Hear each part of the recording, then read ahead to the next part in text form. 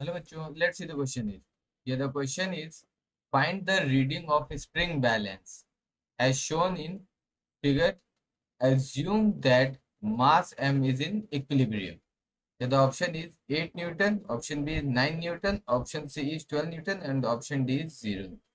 ठीक है, तो देखो हमें क्वेश्चन में क्या दिया गया है कि एक सिस्टम दिया गया है, ये एक सिस्टम दिया गया और ये एक स्प्रिंग बैलेंस है।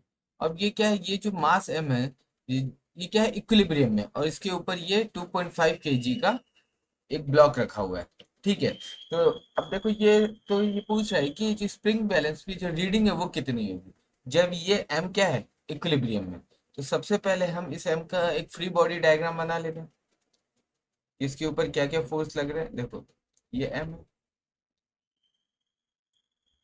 ठीक है, ये 37 है, ये कितना हो जाएगा, ये हमारा हो जाएगा 53।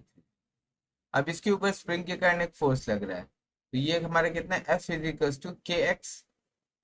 ये हमारा एक फोर्स लग रहा है स्प्रिंग के कारण ड्यू टू द स्प्रिंग, और इसका वेट फोर्स हमारा किधर लगेगा, नीचे एम जी नीचे लगेगा, और इसके ऊपर एक ब्लॉक है तो उसके कारण एक नॉर्मल फोर्स वो इधर लगेगा, इसके ऊपर परपेंडिकुलर। तो अब देखो, अब इस नॉर्मल के अगर हम कंपोनेंट देखेंगे तो क्या होगा, एक इधर लगेगा, ये हमारा हो जाएगा एन कॉस 53 डिग्री। ठीक है, ये हमारा, तो हम यहाँ से लिख सकते हैं F is equals to spring force, F is equals to N cos 53 degree. ठीक है, अब देखो जो ये ब्लॉक है इसका हम फ्री बॉडी डायग्राम बनाते हैं, तो देखो ये ब्लॉक है,